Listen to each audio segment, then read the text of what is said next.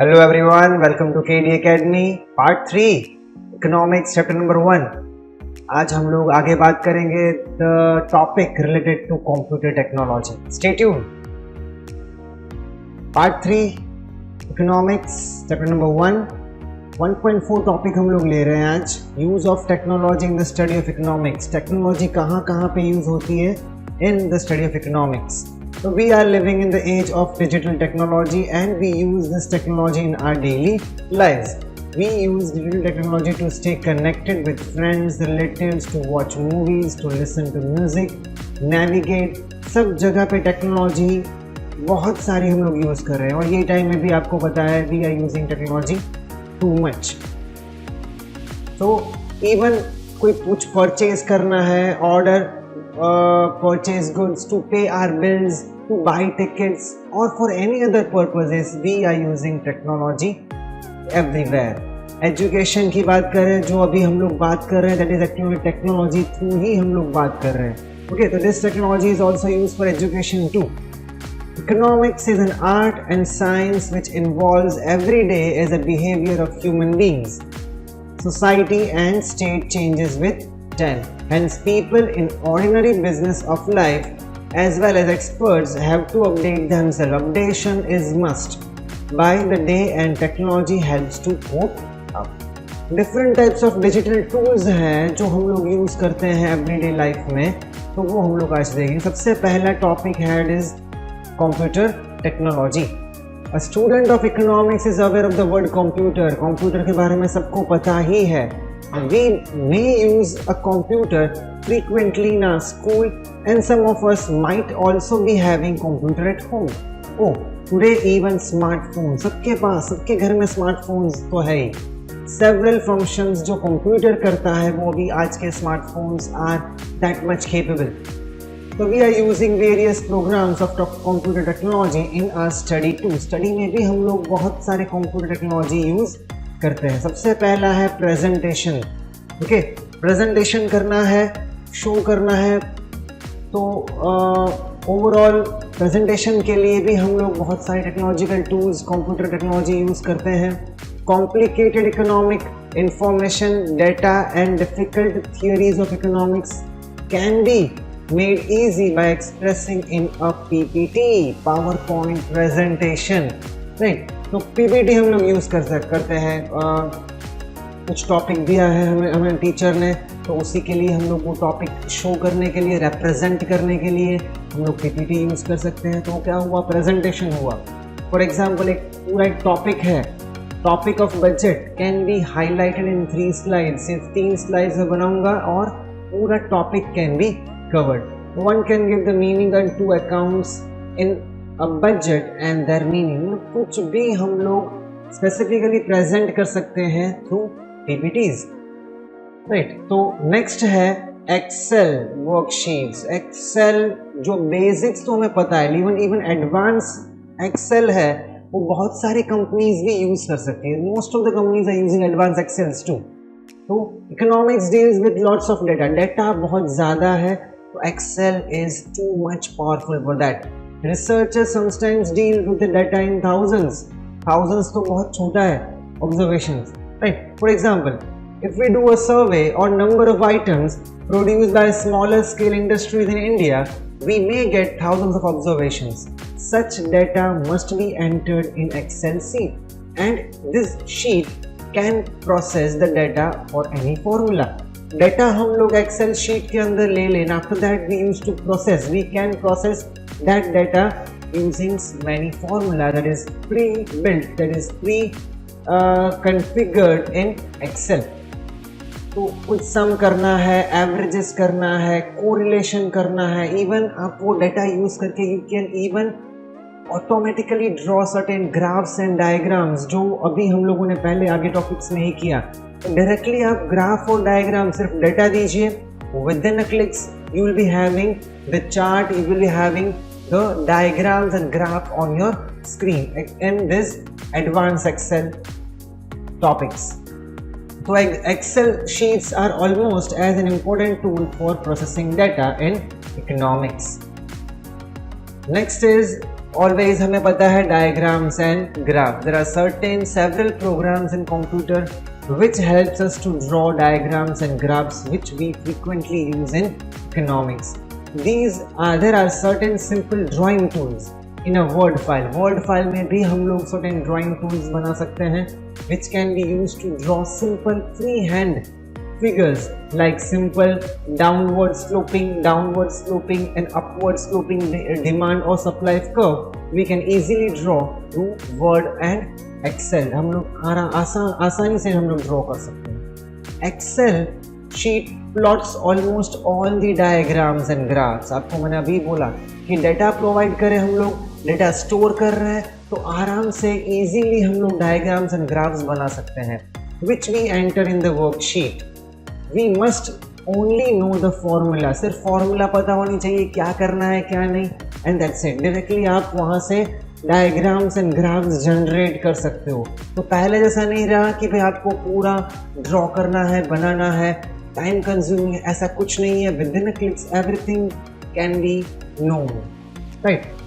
Next जो technological tools है that is storage tools, कि हम लोग स्टोर करने के लिए क्या यूज़ करते हैं. We use plenty of study material economics. आज के टाइम में भी ये पेंडेमिक चल रहा है तो स्टोरेज का इश्यूज रहता है, तो बहुत सारे क्लाउड स्टोरेजेस, अभी क्लाउड स्पेसेस अवेलेबल है मार्केट में. One thing you will be knowing that Google Drive, Dropbox, DigiLocker, तो वो सब क्या है? That means everything a storage place. Such materials become useful in higher studies in economics or for research. We need space and carefulness to preserve such material in the form of physical notebooks or books. पहले कैसा था, books को store करना है तो इतना cautiously store करना रहता था कि even after many years that is not desirable. कि एक टाइम ऐसा तो होता ही है कि वो बुक्स अवेलेबल प्रॉपर नहीं रहती. तो यहाँ पे स्टोरेज टूल्स इतना बढ़ गए, आप स्कैन कॉपी करके just store it in certain devices and every now and then आपको कभी भी वो चाहिए, जब भी चाहिए, you can get those topics, you can get those notes. तो देयर इज, पहले कैसा था कि देयर इज सम फियर, अगर मैं सीडी में स्टोर करूं, अगर मैं हार्ड कॉपी की बुक्स स्टोर करूं, दैट मीन्स के chances of losing that material, pest लग जाता है, मॉइस्चर लग जाने से, everything we use to lose. But we can preserve all such material in computer में हम लोग सब कुछ प्रिजर्व करके रख सकते हैं. Besides it can be carried anywhere by transferring it to the hard disk और पेन ड्राइव. अब कहाँ पे भी लेके चलो, इवन क्लाउड स्टोरेजेस में तो किसी में स्टोर करने की जरूरत भी नहीं है. No pen drive needed, no hard disk needed. By transferring it in email, आप ईमेल में जाने दो, ड्रॉपबॉक्स, अभी जैसा आपको मैंने बोला, गूगल ड्राइव, डिजी लॉकर, ये सब एक्सेस आपको देता है अराउंड दी वर्ल्ड. कोई भी हार्ड डिस्क, कोई भी पेन ड्राइव कैरी करने की ज़रूरत नहीं है. तो इजीली आप अपना स्टडी मटेरियल कैरी करके ले जा सकते हैं. तो ये हो गया कंप्यूटर टेक्नोलॉजी कहाँ पे यूज़ होती है in study material. So that we have seen. The next topic is other tools. There are certain statistical programs like SPSS statistical programs है ये, फिर SASM, eViews, SAS etc. are developed to do almost all types of data processing of lakhs of observation in minutes. बहुत सारे content है, बहुत सारे observation है, तो उनको फटाफट कैलकुलेशन करने के लिए ये सभी tools that is softwares available है. सिर्फ राइट फॉर्मूला यूज कीजिए and the desired result will be shown in your screen. Research institutes ये सब प्रोग्राम्स खरीद लेते हैं, बहुत ही एक्सपेंसिव रहते हैं. सर्टेन सॉफ्टवेयर्स भी हैं लाइक ग्रिडल, PSPP, R करके भी सॉफ्टवेयर है, एक can be obtain free of cost through the internet. ये सब सॉफ्टवेयर फ्री ऑफ कॉस्ट है. Nowadays all these functions of computer are also available on smartphones and tablets. जो काम कंप्यूटर करते हैं वो आज के टाइम में on smartphones and tablets perform कर रहे हैं. लेकिन कॉशन भी हमको रखना है, caution in using computer technology. Computer is an aid, that means it helps us in studying.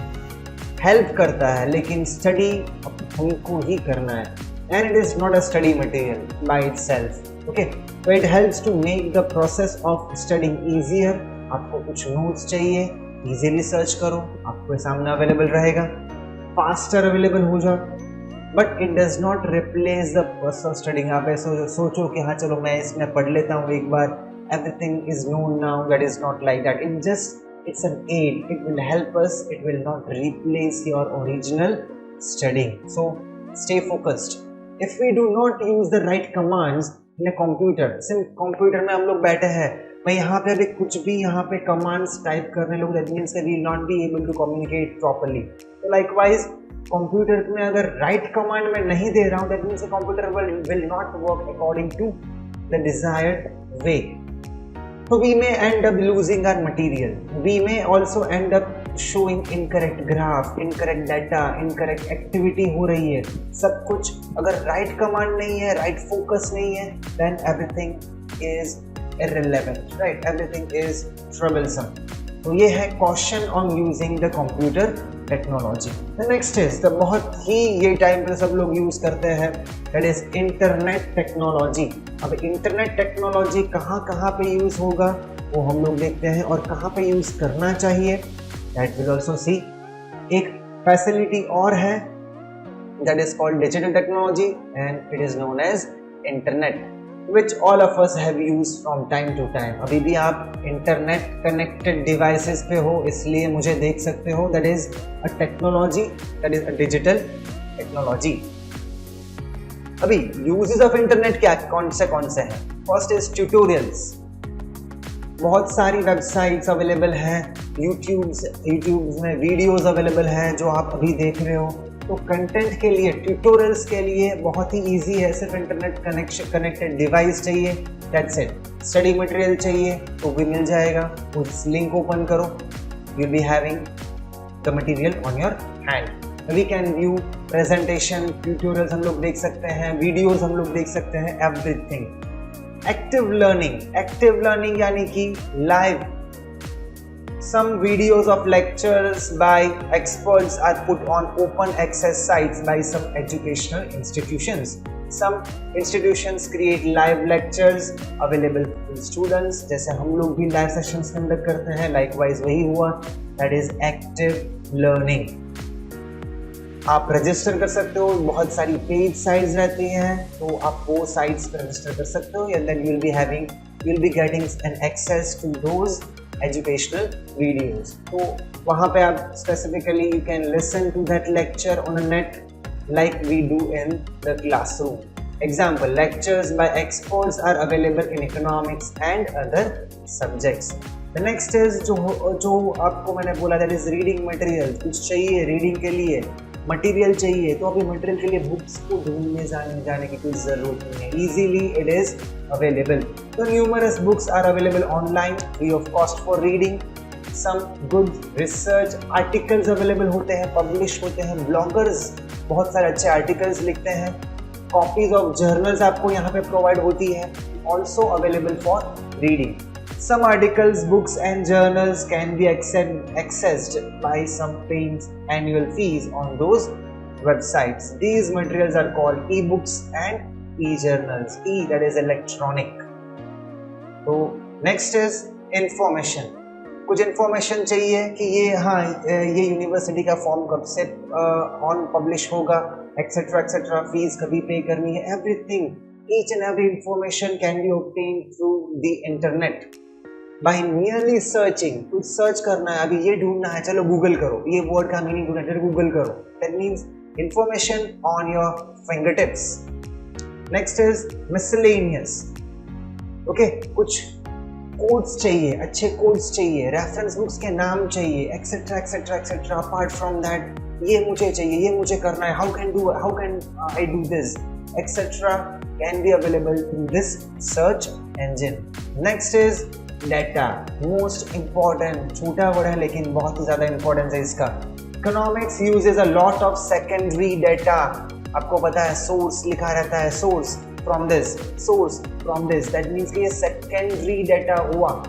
For instance हम लोग गवर्नमेंट के डेटा यूज करते हैं अभी, हमें जानना है कि ये पेंडेमिक में क्या चल रहा है, कितने केसेस हैं, एक्सेट्रा एक्सेट्रा, कितने अभी पॉपुलेशन है, बजट ऑफ द गवर्नमेंट क्या है, तो everything is provided by the government, तो दैट इज सेकेंडरी डाटा।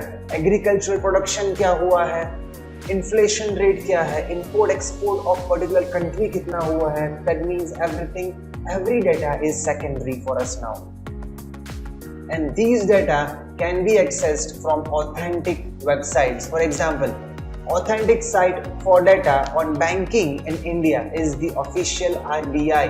अगर मुझे जानना है कि एक्सपोर्ट एंड इंपोर्ट्स की terms and condition and the other relevant procedures and rules, then we are having the official website of Reserve Bank of India, right? तो ये हो गया। Even budget related information from ministry of finance, government of India की भी certain sites हैं, अभी central board की भी साइट्स रहती है, आपको सिलेबस वगैरह, सैम्पल्स, पेपर्स वगैरह यहाँ पे मिलता है। गुजरात बोर्ड की भी साइट है, that is data. Some organizations are and agencies functioning at national and international levels also collect, publish as well as put data on website. For example, CSO and SSO, National Sample Survey Organization, WHO, UNO, ये सभी data authentically data publish होते हैं ये सभी sites पे, और जो research करते हैं they are using directly those related data. तो ये हो गया डाटा। इसमें भी कॉशन रखना है आपको। Likewise computer, internet is also only a tool. Books को रिप्लेस बच्चों नहीं कर पाएंगे हम लोग कभी भी। ऐसा नहीं कि इंटरनेट से पढ़ लिया, दैट इज डन, सर ने लेक्चर समझा दिया, टॉपिक समझा दिया तो हो चुका है। It is not like that, आपको बुक्स रीड करनी ही है, ओके। एंड द टीचर्स और our own thinking and reasoning, books को रिप्लेस नहीं कर सकते हैं। टीचर्स के जो टॉपिक्स अभी हम लोग आपको समझा रहे हैं, it can not be replaced by your own thinking and ideas and reasoning. A lot of substandard material, that is irrelevant materials को से दूर ही रहना है, जो फोकस करने से रोकते हैं। Irrelevant information, misleading information, plagiarized articles are found on internet, ये सभी कुछ यहाँ पे ध्यान रखना है। We must avoid using those. Readers must have the wisdom of identifying the authentic material on internet. Only authentic websites must be referred to, otherwise we may end up getting misled. तो only authentic websites को ही refer करना है, otherwise it can mislead us.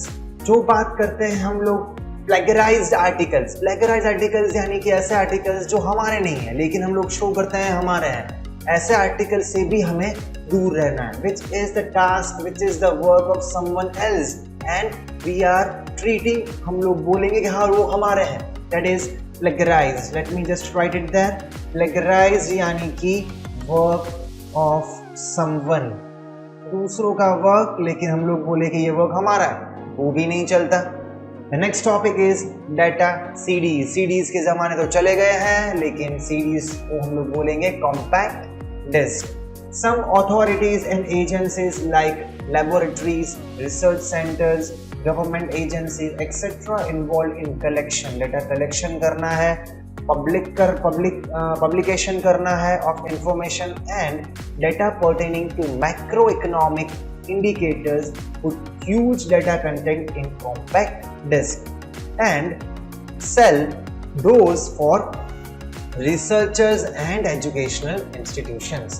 Such CDs are used by educational institutions, research institutes, etc. for their studies. Okay, data जो है research के लिए जो अच्छी अथॉरिटीज़ हैं, एजेंसीज है, लेबोरेटरीज है, वो स्टोर करते हैं and that data will be use. बहुत ही सिंपल है। पहले हम लोग कोई भी सॉफ्टवेयर हम लोग लें तो उसमें आपको एक DVD या CD साथ में मिलती थी, सॉफ्टवेयर की रहती थी, हेल्प मैनुअल रहता था, that is ultimately an help. तो there are some such data CDs frequently used in economics, that is CD of National Income Accounts of India, Census of India, Annual Survey of Industries in India, NSSO, National Sample Survey Organization, and the data pertaining to ministry in India, which are provided by the statistical department of respective ministries. Some agencies like CMIE, Center for Monitoring Indian Economy, also create data software. वो software भी create करते हैं which can be purchased only by the research institutes and corporations, and as these are very expensive, तो mostly research institutes ही purchase करते हैं. तो even there are certain caution और difficulty की हम लोग बात करें using data series. First is since the data series and software contain a huge size of data, these become complicated to use. There are several sheets in a CD, and one must have the knowledge regarding searching the relevant data sheet and get the relevant data. बहुत सारा data है तो search करना रहता है, search करके वो relevant data को एक्सट्रैक्ट करना भी रहता है. तो that's it, फर्स्ट चैप्टर हम लोगों ने कंप्लीट कर लिया है. Just stay tune, second chapter भी हम लोग आगे आप देख सकते हैं. सेकंड चैप्टर भी हम लोग इकोनॉमिक्स का पढ़ेंगे. तो have a good day, thank you, bye bye.